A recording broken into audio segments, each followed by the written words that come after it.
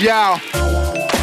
Bonjour tout le monde et bienvenue au 3e épisode de la 4e saison du podcast Un café avec ton courtier. Je m'appelle Pierre-Alain Saint-Laurent et cette semaine, nous avions comme invité Samuel Tessier, un conseiller en placement chez IA Gestion Privée.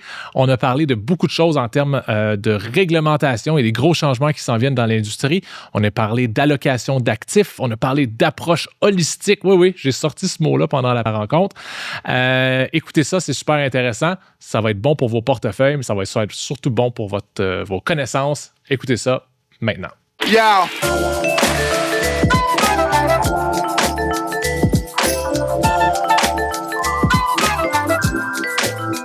Samuel Tessier, merci d'être ici aujourd'hui.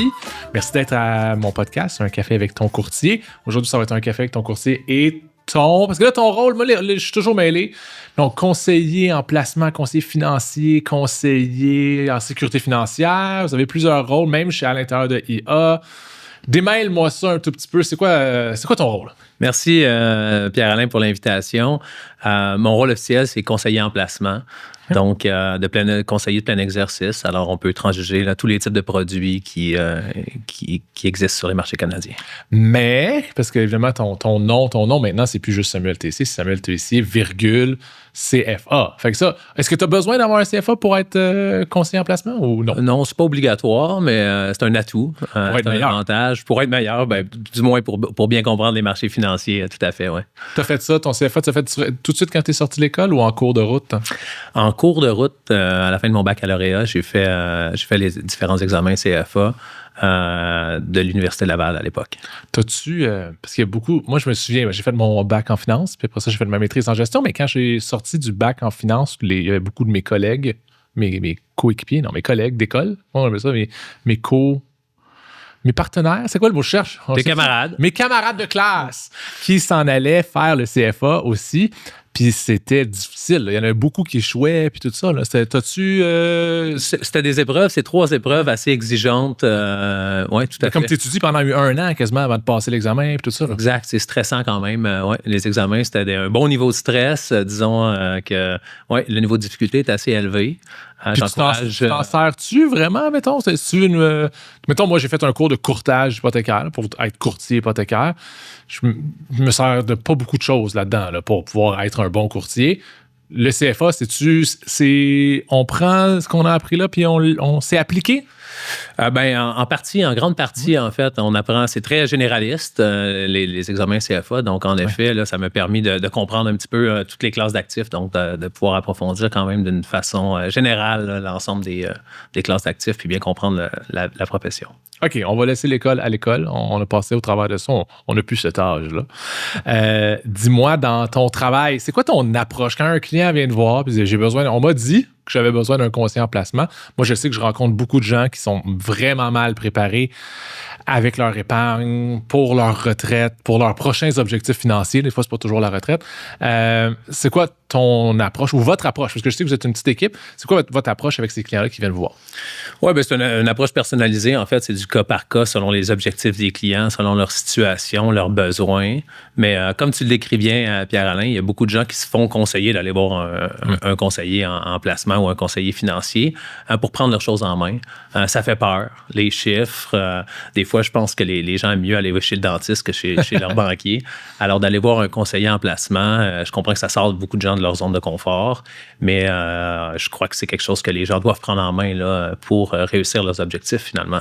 Donc, c'est souvent une deuxième étape, parce que ta première étape, c'est que tu as puis là, chaque institution financière a des noms différents, mais un conseiller en finances personnelles, un conseiller financier, ou est-ce que on va vraiment pas être dans le stock picking du tout, là. C'est vraiment plus de base. On se le fait donner parce qu'on a un compte à la caisse ou à la banque qui a un certain montant dedans, puis on se fait octroyer quelqu'un. C'est comme la première étape, là. Mais après ça, quand on commence à vouloir aller un peu plus loin là-dedans, en tout cas, je pense, puis corrige-moi, hein. Puis là, tu tombes avec quelqu'un qui a plus de connaissances, un tout petit peu, ou un planificateur financier, ou plus dans cette direction-là. Oui, bien nous, on agit beaucoup en allocation d'actifs. Donc, on aide les gens là, à manœuvrer les marchés financiers. Aujourd'hui, entre justement la crypto-monnaie, l'intelligence artificielle, l'or qui atteint des sommets historiques, les gens cherchent à se positionner puis à profiter, en fait, des tendances. Donc, tout à fait, les gens ont besoin de conseils, je crois, personnalisés pour atteindre leurs objectifs. Et qu'est-ce que tu décris? Ben, c'est souvent qu'on va avoir une vente de produits. Donc, des produits, naturellement, par définition, là, vont être plus ou moins personnalisés, vont être vendus at large, comme on dit. Ouais. Et c'est là qu'on tire notre épingle du jeu. Fait que quand tu parles, parce que ça a l'air d'un mot bien simple, là, allocation d'actifs, c'est ça que tu as dit, tu as utilisé comme terme. C'est quoi ça? Explique-moi ça comme si j'avais 10 ans.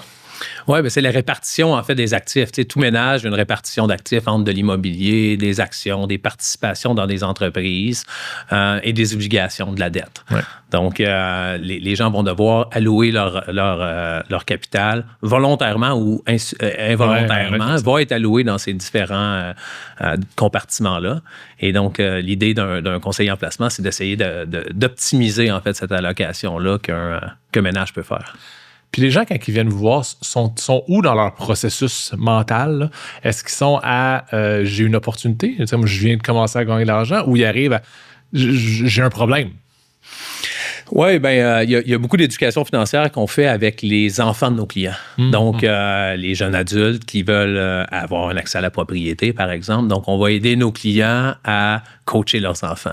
Et on le sait aujourd'hui, dans le monde financier, les maisons coûtent cher, l'accès à la propriété, comme tu le sais très bien, c'est un défi. Il y a beaucoup de parents qui veulent aider leurs enfants et nous, on essaie de les aider à le faire de la bonne façon pour qu'eux réussissent. Eux amputent pas leur retraite, amputent pas leur objectif personnel, mais aussi puissent aider leurs enfants là, à atteindre les leurs. J'ai l'impression que ça va comme être... On n'en entend pas tant beaucoup parler, ça, mais tu sais, on entend beaucoup parler de la planification de la retraite. Ça, c'est quelque chose de connu. Pas bien nécessairement géré, mais c'est connu. Il va y avoir des articles dans la presse là, sur la planification de la retraite. Mais je pense qu'il va y avoir l'autre étape, ça va être la planification de la résidence de la génération d'après. Tu sais, parce que c'est rendu tellement difficile à acheter.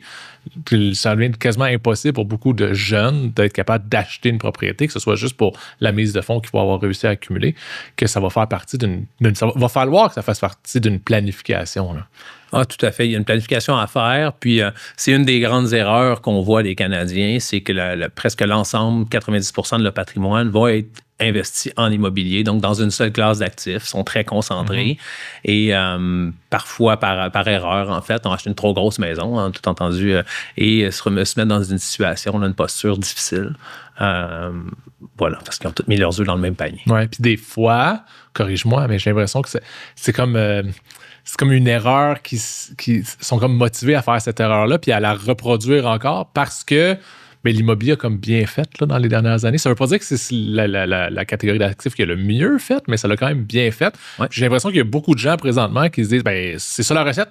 Tu achètes ta maison, tu payes le plus vite possible. Puis, mais qu'est-ce qui arrive si elle ne trippe pas elle trippe pas de valeur comme ce qui est arrivé pour nos parents.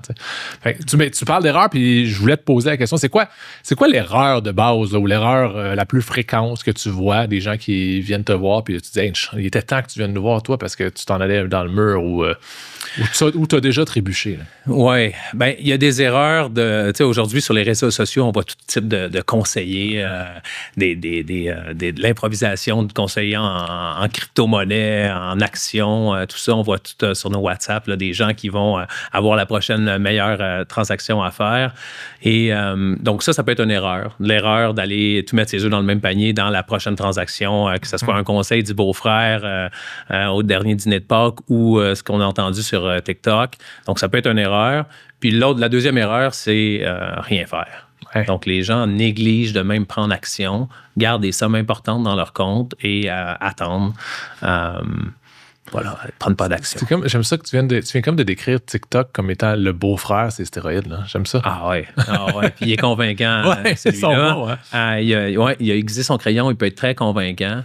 Et en effet, là, ça peut être très problématique. C'est une des plus grandes préoccupations des régulateurs canadiens, c'est l'apparition des conseillers en ligne puis de partout dans le monde. Hein. Ils ne sont pas seulement canadiens. Sur TikTok, ils vont venir de partout, ils vont donner des conseils aux Canadiens. Donc ça, c'est très préoccupant pour les régulateurs. Ce qui peut être problématique même parce qu'un produit pourrait être bon sous une structure fiscale autre qu'au Canada, puis qu'on veuille l'emprunter puis le faire ici, puis finalement, on n'a pas la même structure fiscale, puis la même stratégie ne marche pas, alors qu'elle marche dans un autre pays, puis elle ne marche pas ici. Mais oui, on en voit de toutes les couleurs, en effet. Dis-moi donc, tu parles des régulateurs un tout petit peu. Qu'est-ce qui est dans la mire des régulateurs? Je sais qu'il y a des changements qui s'en viennent. Là. Comment est-ce que ça vous impacte, vous autres? Comment ça impacte, je sais pas dire l'emprunteur, vous autres, c'est le contraire, l'investisseur? Oui, bien, l'investisseur, en fait, il est bien protégé au Canada. Alors, on a des très grands régulateurs. Il y a eu une fusion en 2023 des deux grands régulateurs, celui des valeurs mobilières fédérales et celui des fonds mutuels. Donc, ça a fusionné ensemble pour donner naissance à un gigantesque régulateur qui s'appelle l'OCRI. Et donc, l'OCRI, aujourd'hui, suit, en fait, là, la conformité de plus de 125 000 conseillers. Alors, évidemment, là, mon commentaire sur la protection du consommateur, c'est que les gens devraient faire affaire avec un conseiller enregistré auprès de l'OCRI. On peut, parce que je pourrais faire affaire avec un conseiller qui n'a aucune... J'aurais le droit d'aller voir un monsieur que j'ai rencontré sur le coin de la rue qui me dit « Ouais, moi, je vais aller placer ton argent, toi. » Puis ça serait comme legit. Oui, mais la forme est plus un peu... On a vu des scandales à la Crypto King où les gens vont créer des channels sur YouTube, sur TikTok ou autre et faire la promotion de différents actifs. Ça peut être des actions. Ça ne veut pas dire que les actions qu'ils présentent sont mauvaises, mais ils n'ont pas les accréditations pour le faire puis ils vont donner des recommandations un petit peu à l'aveuglette là, aux particuliers sans connaître leur situation. Donc, la profession, la façon qu'elle est réglementée, c'est très important de connaître son client, connaître les connaissances de son client puis les objectifs du client pour donner des recommandations éclairées. Microsoft, ça peut être une bonne compagnie, mais ça ne veut pas dire que tout le monde doit en avoir égal dans son compte. C'est pour ça qu'on a les fameux formulaires quand on rencontre un conseiller en placement sur la tolérance au risque puis tout ça. Là. C'est là que ça vient évaluer si oui, Microsoft, c'est bon pour moi et si c'est bon pour moi, à quel pourcentage ou avec quelle intensité, ça devient important. Tout à fait. Dis-moi donc, c'est quoi, c'est une drôle de façon de le dire, mais qui fait de l'argent présentement, puis qui en perd, ou quoi qui fait de l'argent, quoi qui en perd? Bien, c'est sûr qu'on vit dans un moment d'inflation incroyable. Hein? On le voit au niveau des prix de propriété, des loyers, des paniers d'épicerie. Donc, les ménages le voient. Il y a une perte de pouvoir d'achat importante d'une partie de la population et il y a une autre partie de la population qui s'enrichit rapidement. Et il y a certains secteurs qui ont été porteurs. Donc, nous, un peu, le message qu'on véhicule, c'est d'être diversifié, mais de participer au marché. Hein, parce que de ne pas participer, c'est souvent une erreur. Là. L'inaction, de rester sur le sideline, de regarder les marchés monter puis se dire on va attendre que ça crache pour embarquer, devient une erreur parce qu'on peut attendre pendant une décennie puis on a manqué quelque chose d'important. Donc, de rester investi, diversifié, c'est très important. Puis on le voit beaucoup aussi que quelqu'un qui n'est pas investi, mettons quelqu'un qui garde l'argent dans son compte, là, mais c'est bien plus facile de la dépenser quand il est dans le compte que quand il est investi quelque part, puis tu peux pas vraiment... Tu peux y avoir accès si tu as un vrai projet, mais tu peux pas y avoir accès pour aller acheter des muffins. Là. Ça demande une grande discipline d'investir parce que la tentation de dépenser son argent dans toutes sortes d'affaires est là. Non, c'est sûr, il y a une pression sociale de dépenser et c'est pas si... sexy d'avoir un compte de courtage bien garni. En fait, personne ne le voit versus une voiture. Pourtant, c'est beaucoup plus prudent d'avoir des placements pour sa retraite que... Puis on le voit, dans le comportement, on va dire « Hey, viens chez nous voir ma nouvelle cuisine, mettons. » Mais on va jamais dire « Hey, viens chez nous, il faut absolument que je te montre mon relevé de placement. » Ça nous tente moins de le montrer. Puis d'une façon générale aussi, c'est très tabou. Entre les Québécois particulièrement, c'est très tabou de parler de ça, de parler de sa bonne transaction, de parler de ses erreurs financières. C'est très tabou, les gens n'en parlent pas. Et je crois que les gens devraient en parler davantage. Pas juste de leurs bons coups, mais de leurs mauvais coups. C'est pour partager l'information dans tous les cas. Ce serait quoi tes mauvais coups, toi? Je vais te mettre sur le spot. Non, mais ce serait quoi? Mettons, moi, j'aille pas ça. Il doit y avoir des gens qui viennent te voir en couple. Puis, ou des fois en couple, mais ils sont pas en couple. Mais dans le fond, toi, tu as un client, mais il est en couple.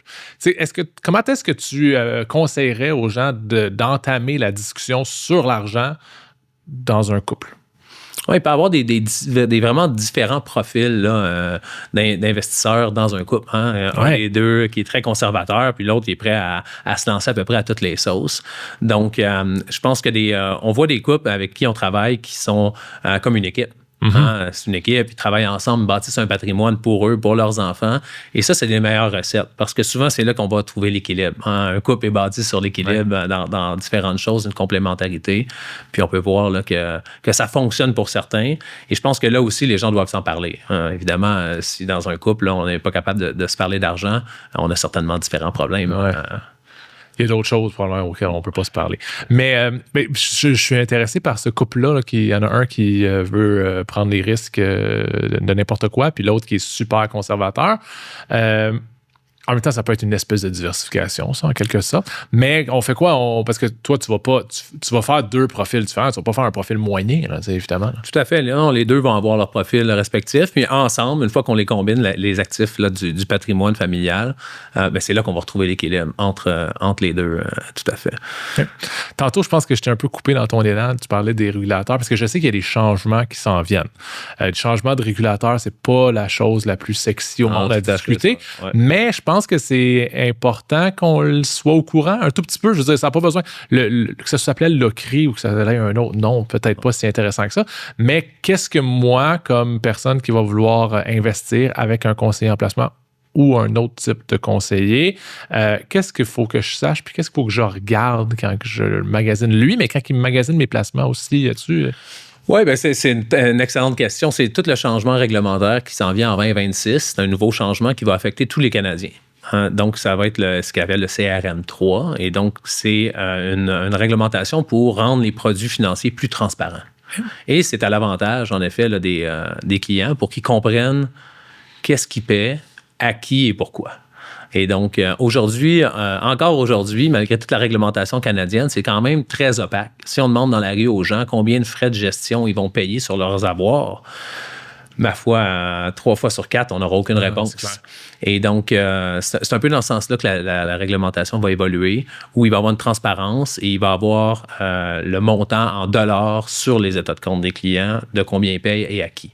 Et ça devrait donner, en fait, là, c'est un wake-up call pour l'industrie d'être transparent. Et là, les clients vont s'attendre à une transparence, qu'ils vont l'avoir sur leur état de compte, puis ils vont mettre au défi les gens pour lesquels ils paient des fois des dizaines de milliers de dollars sans même avoir un coup de téléphone au courant d'une année. Ouais. Donc, ça va brasser l'industrie. On le voit déjà, là, il y a des manufacturiers de produits qui s'adaptent en présentant des nouvelles plateformes de produits pour faire face à cette réglementation-là qui change. Est-ce que ça existe, ce que je vais te parler là? Dans le fond, j'ai beaucoup de clients, moi, qui, des fois, bien évidemment, je suis certifié à la Manœuvre Smith. Fait que des fois, il y a des clients qui m'appellent, ils ont entendu parler de la Manœuvre Smith. Pierre-Alain, je vais avoir des placements, donc je vais dégager des liquidités à investir. Par contre, présentement, moi, je place mon argent moi-même avec les courtages en ligne, les Disnap de ce monde, les TD. Chaque institution financière ou presque a sa plateforme. Ça peut être avec Wealthsimple, ça peut être avec Questrade, peu importe. Moi, je gère ça moi-même tout seul. Puis là, moi, j'ai toujours un inconfort. Dans la Manœuvre Smith, il y a quand même des choses qu'il faut que tu fasses, il y a des choses qu'il ne faut pas que tu fasses. Fait que j'aime ça quand ils sont avec un professionnel. Puis, il me dit, ouais, mais est-ce que je pourrais rencontrer le professionnel, faire une planification avec lui, mais que je gère mes affaires tout seul? Puis, évidemment, ils veulent le payer, mais moins, pas par commission, par acte, je pense que je dirais. Ça existe-tu, ça? Ça fait-tu? Oui, il y a des planificateurs financiers, en effet, qui vont travailler en horaire. Donc, on va le payer, il va être indépendant, il va être en horaire seulement, puis du coup, il ne va pas recommander de produits. C'est ça. Et souvent, les investisseurs individuels vont suivre des modèles en ligne, vont essayer de transiger les grands index par eux-mêmes, là, tout à fait. Ça peut donner lieu à des catastrophes, à des excès. Faut être discipliné dans tout ça. C'est pas impossible de le faire, mais ce qu'on voit, c'est qu'à mesure que le montant grandit, qu'il y a une complexité fiscale, ben là, les gens vont chercher à avoir du conseil tout de même. Et on croit que ça vaut la chandelle, naturellement, de payer un professionnel pour nous aider à l'exécuter correctement.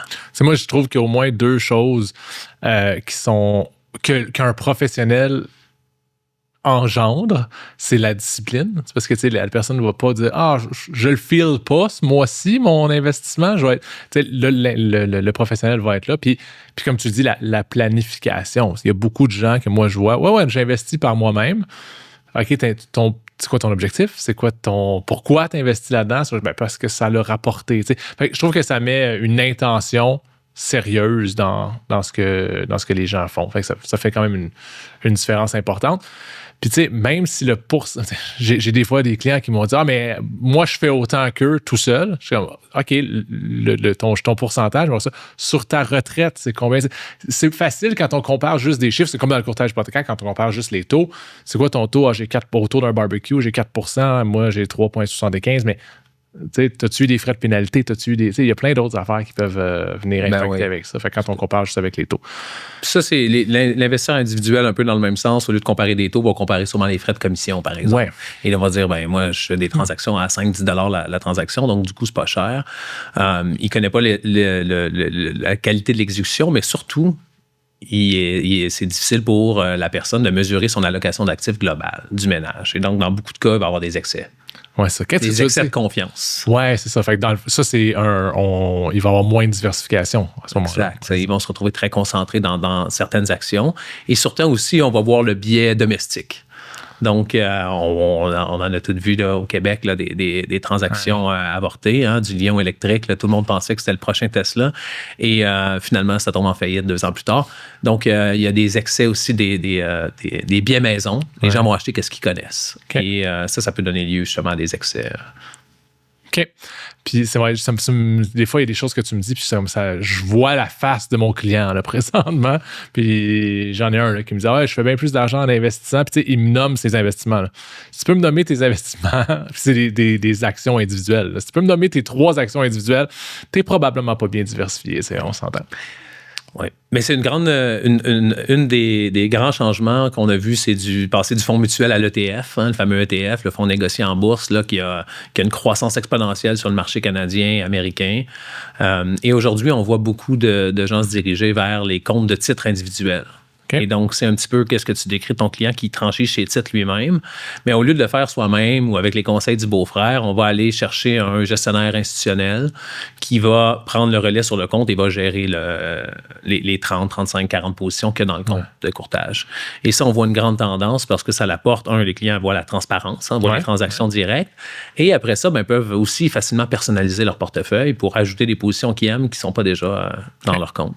Fait qu'au lieu de faire affaire avec un fonds négocié en bourse, où tout est déjà, c'est pas personnalisé, puis tout est déjà très fixe, très structuré. Tu peux pas vraiment, il n'y a pas beaucoup de personnalisation à faire de ce côté-là. Là, tu peux, comme si tu pouvais construire ton propre fonds négocié en bourse, si on veut. Exact. Puis c'est un peu la réglementation va vers la transparence et les gens veulent une personnalisation accrue des portefeuilles parce que tout le monde a leur biais. Il y a des gens qui pensent qu'on est dans la dernière révolution industrielle avec l'IA et d'autres pensent qu'on s'en va vers une catastrophe économique et que l'or, c'est la seule valeur refuge. Donc, on voit des gens qui arrivent avec des biais de différentes provenances, selon leur expérience, selon leur vue sur les marchés. Et il faut s'adapter à ça quand même. Oui, parce que ça peut être correct. Je pense, c'est ça, tantôt, tu disais investir dans le lion électrique, ça a été pas une bonne décision. Mais ça peut être correct de vouloir encourager, d'une certaine façon, les compagnies locales, les compagnies canadiennes, plutôt que de dire, mon argent, j'aimerais mieux qu'elle l'aide des petits Québécois et des petites Canadiennes que d'aider des gens d'un autre pays pour une raison ou une autre. Je pense ça peut être correct, mais il faut juste être conscient que financièrement, c'est peut-être pas la meilleure décision. Tout à fait. Ouais. Dis-moi donc, parce que je suis très intéressé par le fait, par 2 faits. Mes 2 prochaines questions, c'est 2 faits qui sont différents, qui m'intéressent. Je sais que tu as fait du sport, beaucoup. Oui. J'ai appris ça, que tu avais été un joueur de football que tu as joué à l'Université Laval dans les années 2010. Je vais essayer de pas trop te vieillir. Oui, c'est vrai. Qu'est-ce que tu as appris dans le sport qui t'a permis que tu mets en application? Parce que tantôt, on a parlé de ton CFA, tu as dit, je m'en sers. Moi, je trouve que j'ai appris bien plus dans le sport que dans toutes les bacs, les maîtrises, les cours que j'ai. Le sport, c'est une école de la vie, assurément, là, qui est très bénéfique. Ça l'apprend aussi sur le travail d'équipe. Le football, c'est un travail de cohésion d'équipe. Donc, pour moi, de travailler avec différents coéquipiers, différents partenaires, aujourd'hui, dans mon métier, c'est ce que je fais, avec des conseillers hypothécaires, avec des notaires, des avocats, des comptables. Donc, différents partenaires avec qui on va collaborer. Puis aussi, la discipline, en fait, pas avoir peur de dire les choses, puis d'être discipliné, en fait. Les gens qui ont du succès versus ceux qui n'en ont pas, les gens essaient de faire la pièce rapide, comme on dit, hein, et concentrent beaucoup leur investissement, puis souvent, ils peuvent avoir des problèmes par la suite. Et l'investisseur qui est discipliné, lentement et sûrement, c'est souvent lui qui a du succès à long terme. Hein. Il n'y a pas seulement M. Buffett qui a réussi à faire ça, mais on le voit, là, les clients qui sont disciplinés, c'est eux qui réussissent à tirer leur épingle du jeu. Puis tu sais, c'est la bonne vieille phrase de consistency beats intensity every day, là, quelque chose comme ça. C'est d'être discipliné puis constant à tous les jours et non pas de dire je suis super intense pendant une journée puis après ça, je cesse. Je pense que le sport, c'est une bonne école pour ça. Pendant le sport, ça t'a permis de rencontrer, je veux parler d'Alex. On va parler d'Alex Côté pendant une petite seconde, si tu veux bien. À moins que vous soyez en chicane. Là, mais... Ah non, on est associés depuis presque 15 ans maintenant. Je me disais bien. Donc, c'est... Parce qu'Alex aussi, il est né dans le sport. Là. J'ai joué au basket et tout ça. Est-ce que vous devez être dans les métaphores de sport à journée longue, vous devez en parler, je veux pas ou du moins, sans que ce soit ces mots-là qui sont utilisés. Je peux sans mettre non plus une ambiance de vestiaire au bureau, mais vous devez le sentir que vous êtes dans un environnement parasportif, là, si je peux me permettre. Oui, c'est compétitif. Hein? Les services financiers, c'est compétitif. C'est du service. Donc, tout le monde peut offrir un bon service s'il se force et s'il met le cœur à l'ouvrage. Et donc, du coup, nous, c'est ce qu'on fait là, dans notre pratique. On le fait dans la bonne humeur. Hein? On s'amuse en travaillant. Je pense qu'il faut s'amuser. Puis ça aussi, ça vient du sport. Avoir du plaisir à faire le travail. Puis c'est ce qui nous mène à bien faire le travail. Et de travailler à deux, c'est évidemment, ça a été un tandem qui nous a porté fruit parce que faut se challenger. Il faut mettre nos défis, nos idées au défi, puis se challenger. Fait que surtout en investissement, c'est toujours mieux d'avoir plusieurs têtes là, avant de prendre une décision. Alors, on est appuyé par une grande maison mère, naturellement, là, qui nous donne beaucoup de conseils, beaucoup d'aide à la décision. Et nous, ensemble, on se met au défi. Ça permet qu'il y en ait un des deux qui travaille pendant que l'autre jase à des podcasts. Ah, exactement. Exact. Il y en a qui joue devant son ordinateur. Je veux pas prendre beaucoup de ton temps pour te laisser aller à ta vraie job, Samuel. L'autre point que je te dis qui m'intéresse beaucoup, c'est la relation que les jeunes ont avec l'argent. Puis, tu as des enfants qui sont pas très vieux, moins de 10 ans, si je me trompe pas. Ouais. Ils sont tout petits. Fait que je pose la question à tout le monde, à tous mes invités cette année. T'as-tu une situation où ça t'a fait sourire, un petit effet, un petit fait cocasse où t'as vu tes enfants réagir au concept de l'argent? Parce que moi, je trouve ça intéressant. Notre monde tourne autour de l'argent, on s'entend, ou l'argent tourne autour de notre monde, peu importe. Puis de les voir naviguer là-dedans, je trouve ça intéressant. T'as-tu une situation comme ça avec tes enfants? Oui, j'essaie de les intéresser, en effet, mon garçon a 8 ans, fait que j'essaie de l'intéresser aujourd'hui au monde de la finance, tranquillement, mais je pense surtout du concept de l'argent.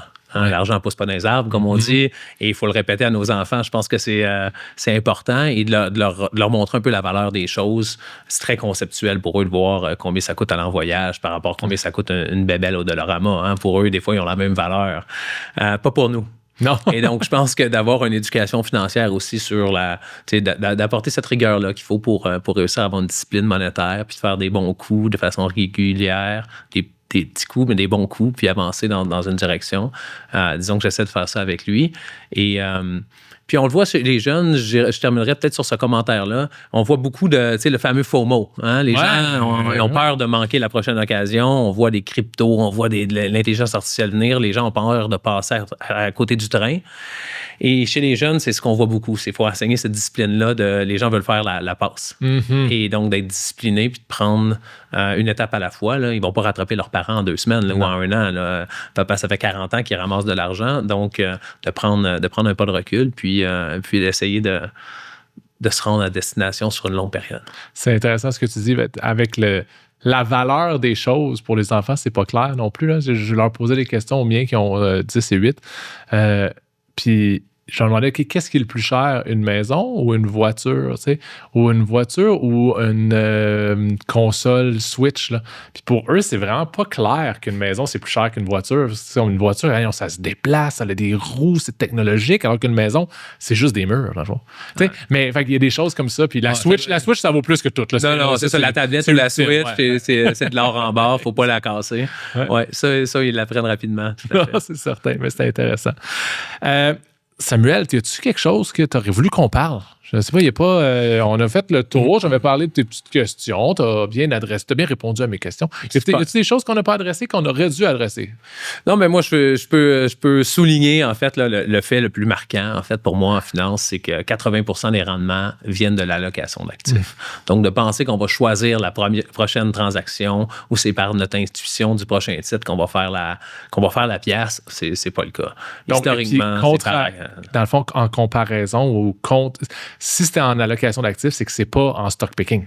Exact. L'important, c'est pas qu'est-ce que tu achètes, c'est que tu as acheté quelque chose. Exact. Si tu avais des actions en 2025, fort probablement que tu fais de l'argent. Ouais. Et si tu n'en avais pas, ben tu n'en as pas fait. Ouais. Donc, quelle action exactement que tu as acheté, ça peut avoir un rôle, mais 80% quand même est expliqué du rendement par le choix d'être investi dans une classe ou dans une autre d'actifs. Donc, pas par l'action qu'on a choisie elle-même, tout à fait. On a-tu... je pose une dernière question. Non, je ne sais pas si tu vas vouloir répondre. C'est correct si tu ne veux pas y répondre. L'intelligence artificielle, c'est une bulle? C'est une très bonne question. Ben, en fait, la façon qu'on analyse, beaucoup de gens la comparent à la bulle techno. Ouais. Et ce qui est important de se rappeler, c'est que la bulle techno, les entreprises n'avaient pas de revenus. Hein? C'était l'émergence du SaaS qu'on connaît aujourd'hui. Les gens voulaient vendre des memberships pour avoir accès à des sites web où les gens pourraient acheter peut-être des choses. Donc, on était vraiment au départ.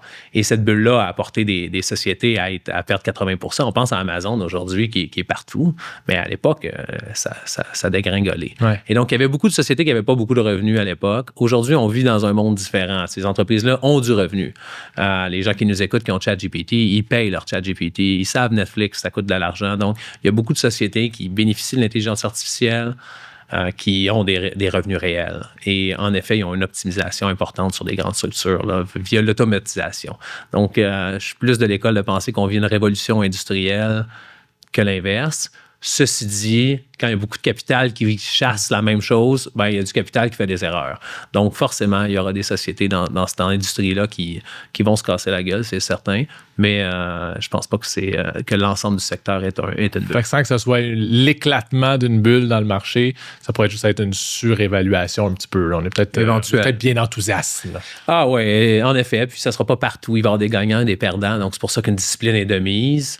De ne pas participer, ça peut être une erreur, mais de trop participer, ça peut être aussi une erreur. Donc, il faut rester quand même sur un équilibre. Mais c'est vrai qu'il y a beaucoup d'enthousiasme autour de ce secteur-là. Puis on prend sagesse à avoir.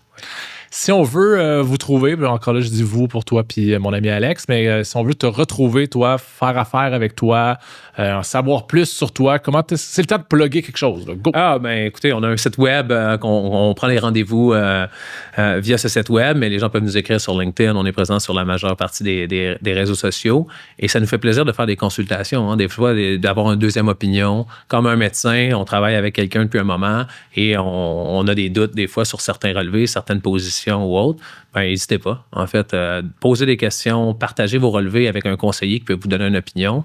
Puis en ayant plusieurs têtes sur un même patrimoine, souvent on arrive avec quelque chose d'intelligent.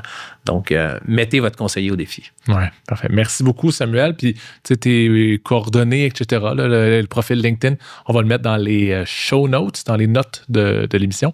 Et puis, comme ça, moi, je vous encourage, là, autant Samuel qu'Alex. Moi, je trouve que votre approche est très professionnelle. Je trouve que c'est pas quelqu'un on va pas venir te voir et dire avec des promesses, là, je vais te donner 12% cette année. C'est vraiment une belle approche holistique, c'est ce qu'on va dire, ou est-ce que c'est complet? C'est un beau mot, hein? Oui. C'est complet. Puis autant la préparation vers la retraite, le plan d'épargne, je trouve que c'est bien sharp. Évidemment, c'est jamais moi qui le fais, là, c'est mes clients qui me disent ça. Mais fait que bravo, merci. Et merci d'être venu à mon podcast. Je te laisse aller. Merci de l'invitation, Pierre-Alain. C'est un plaisir. Bye. Merci à Samuel d'être passé pour cette agréable discussion avec lui. Merci au studio Limonade, toujours agréable de travailler avec vous. Et merci à vous, l'audience, toujours plaisant d'avoir de vos commentaires, donc que ce soit sur YouTube, Facebook, Instagram, TikTok. Je suis toujours content de vous parler. Je vous remercie et à la prochaine. Merci à tous d'avoir écouté cet épisode. Merci infiniment à mes invités ainsi qu'à mes commanditaires. Je vous rappelle que vous pouvez retrouver cet épisode et tous les autres en audio sur Spotify, Apple Podcasts et Google Podcasts et en vidéo sur YouTube en cherchant un café avec ton courtier. Si vous voulez communiquer avec moi ou avez des commentaires, n'hésitez pas à me les transmettre sur LinkedIn, Instagram ou Facebook. On se retrouve pour notre prochaine dose de caféine avec ton courtier.